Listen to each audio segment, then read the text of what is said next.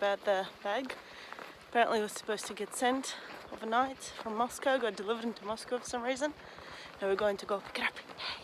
Hey guys, oh my god, I got the bag back. Oh, it was ridiculous. It's ridiculous. So they need to, it is cheaper, works out for them cheaper to send it off to Moscow and then send it off regionally. So the beautiful, my amazing, beautiful, awesome bag went to Moscow and then it came here. Look, it wasn't wrapped up. Usually Russians have like this thing where they wrap up the entire bag in plastic.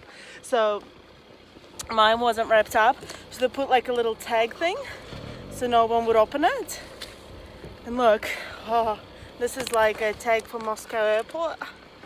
Oh, this is so cool. And you just need to have your, obviously the documentation, like the slip and stuff that you get when you report that your bag is missing. And then you also need to have your passport. It's been 4 days. Like now I have heard, I was flying with a company called S7, Siberia 7, and also I've heard people having similar things happen when they fly Aeroflot. So basically, yeah, it's great. Some people have had their bags returned after like 1 week or 2 weeks. Mine has been returned after 5 days. I've just got it returned. Everything's good. It's in very good condition. Yay. Yay to the system, it actually works. Hey you guys. Man. So when I lived here, well, I lived in Russia with my mum, obviously there was a period in time when I lived with my grandma for a couple of years, so that's back there. But this is the house I sort of grew up in, like a poorest place to me. This is normal. This is normal. This is where I'm from. This is where I came from. This is life. And we basically have a floor, like there's all these floors, right, like apartment buildings, and there's maybe 4 apartments on each floor, and that's where you live. This is Russia. This is winter.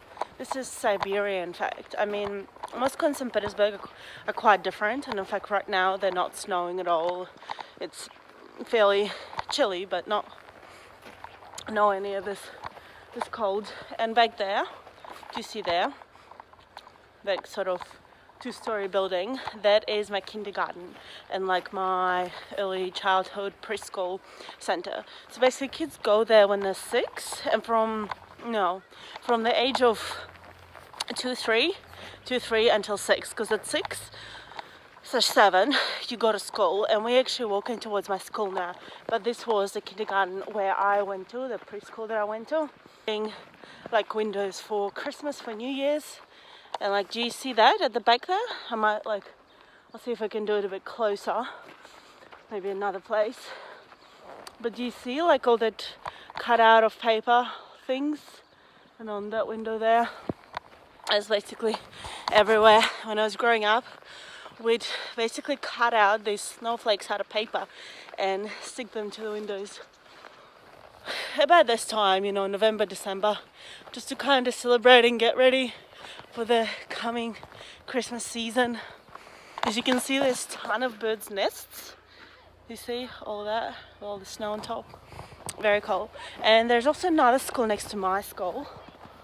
You can see that one on the right is mine. This one is another one. So much nostalgia right now. There's a lot of obviously snow.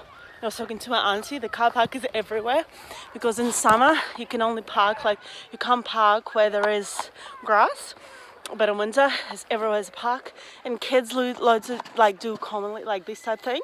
They just kind of roll off the hills, and they just having a playtime in the snow, and this is very standard really. You just play around after school. There's 2 terms. Well, in one day, you can study in the first half of the day, or you can study in the second half of the day. And these guys obviously finished they studied in the first half of the day, and now they're finished school for the day and they're out chilling out. There's a lot of birches here as well. It's like such a Siberian Russian thing.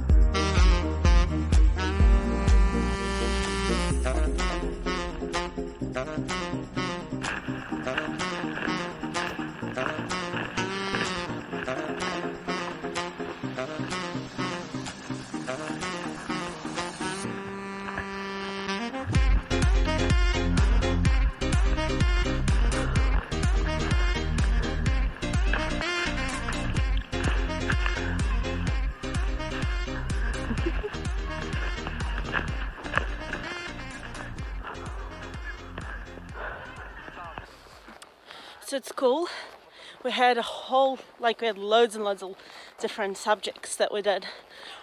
When I went to New Zealand, we only had like 5 subjects that we had to do. But here in Russia, it's usually like 5 subjects a day, 5 to 7, and they're all different. You do them constantly. There's obviously there's 2 different types of maths. You'll do algebra and geometry, and there's also Russian grammar and Russian literature. There's like separate things. And then there's all those basic sciences where there's biology, chemistry, history, physics, botany sometimes. It's a separate thing. There's economics, there's just a whole lot of stuff. And there's a lot of home economy as well. There's like the one that you learn, there's a subject where you learn like basically how to live in the wilderness.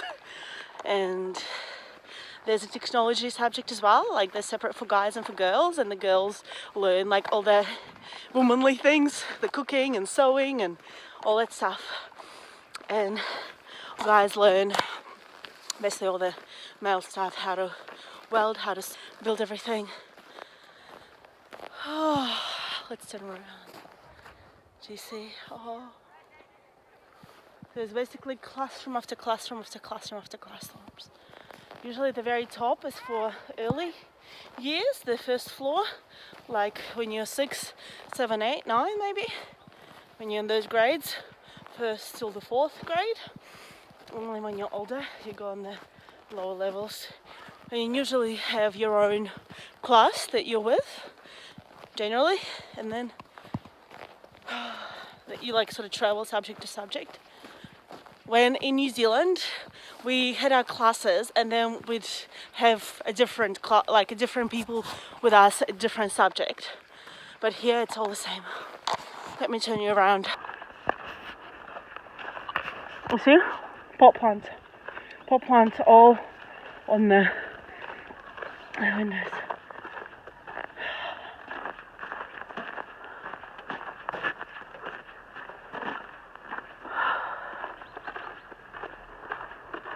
Most of my friends, people from my school, they all lived in these neighboring apartment buildings.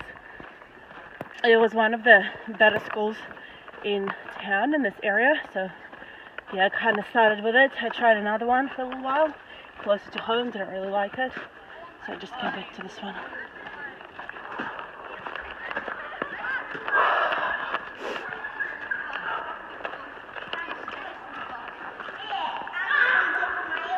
You see?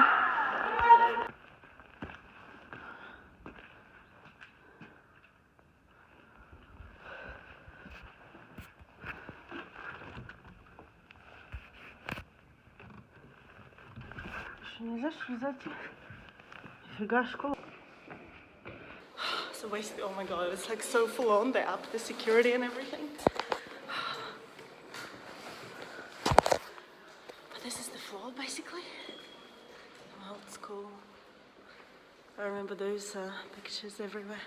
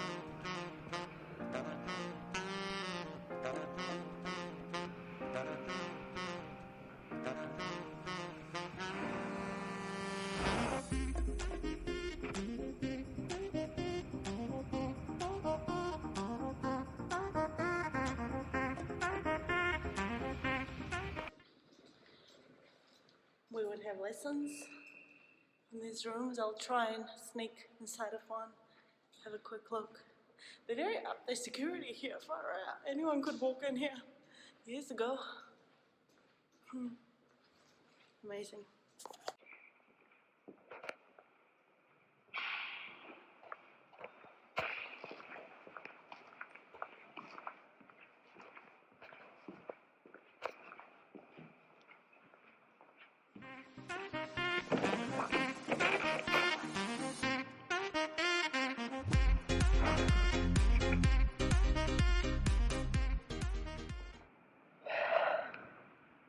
These things I remember. These pictures.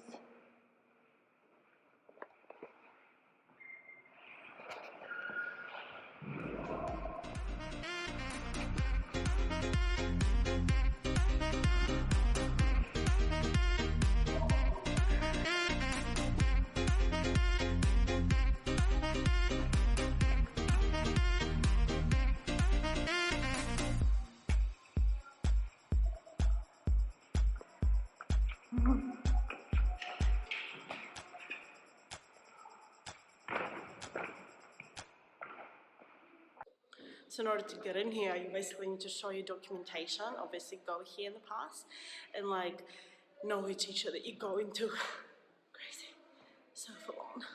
But then at the same time, they're just making it safer for everyone.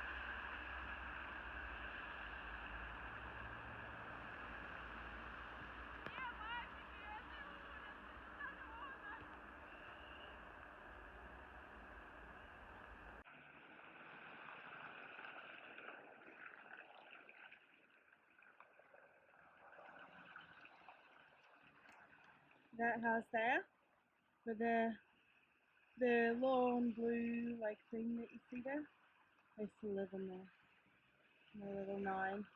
So we had a window on this side and two windows on the other side, as I showed you before.